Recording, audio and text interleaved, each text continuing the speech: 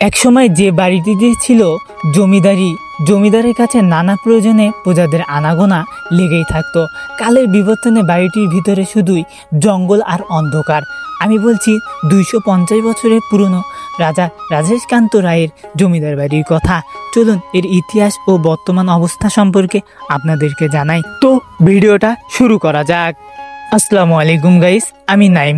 আজকের ভিডিওতে আমি আপনাদেরকে দেখাবো গাইবান্ধা জেলার সাগাটা উপজেলা মুক্তিনগর ইউনিয়নের ভরতখালী জমিদার বাড়ি, আর জানাবো এই জমিদার বাড়ির ইতিহাস ও বর্তমান অবস্থা সম্পর্কে। যে বাড়িটিতে ছিল জমিদারি, জমিদারের কাছে নানা প্রয়োজনে প্রজাদের আনাগোনা লেগেই থাকতো। পরিবার পরিজন আর আগতদের পদভারে মুখরিত থাকতো জমিদার কাচারি বাড়ি।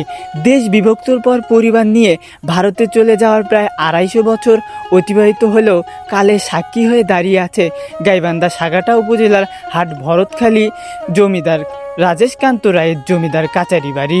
অপরূপ কারুকাজে খচিত বাড়িটির জানলা দরজা না থাকলেও নিখুঁত গাঁথুনি আজও মন কাড়ে। কালের বিবর্তনে বাড়িটির ভিতরে এখন শুধুই জঙ্গল আর অন্ধকার।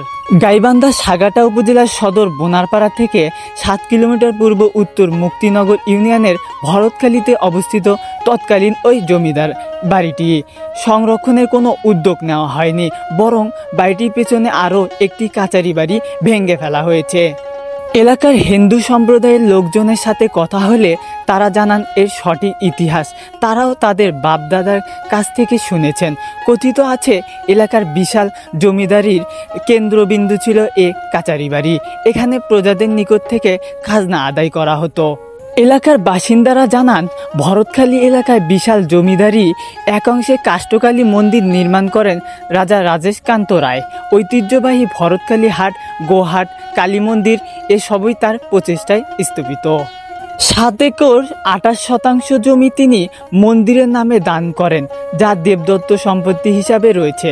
জমিদারের দানকৃত এসব সম্পত্তি নিয়ে নানা জটিলতা সৃষ্টি করা হচ্ছে বলে অভিযোগ স্থানীয় হিন্দু সম্প্রদায়ের লোকজনের। ভরতখালীর এই জমিদার বাড়িটি একসময় এই অঞ্চলের একটি পরিচিত এবং গুরুত্বপূর্ণ স্থান ছিল। কালের বিবর্তনে বাড়িটির ভিতরে এখন শুধুই জঙ্গল আর অন্ধকার। সংরক্ষণের অভাবে প্রাচীন এই জমিদার বাড়ির অনেক গুরুত্বপূর্ণ নিদর্শন ধ্বংস হয়ে যাচ্ছে।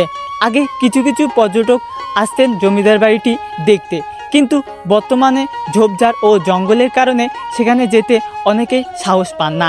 সে কারণে এলাকাবাসী মনে করেন সরকার যদি ঐতিহ্যবাহী এই জমিদার বাড়িটি সংস্কার করে দর্শনার্থীদের জন্য ভ্রমণ উপযোগী করত, তাহলে একদিকে যেমন প্রাচীন ঐতিহ্য টিকিয়ে রাখা যেত, তেমনি এখান থেকে সরকার নিয়মিত রাজস্ব আদায় করতে পারত।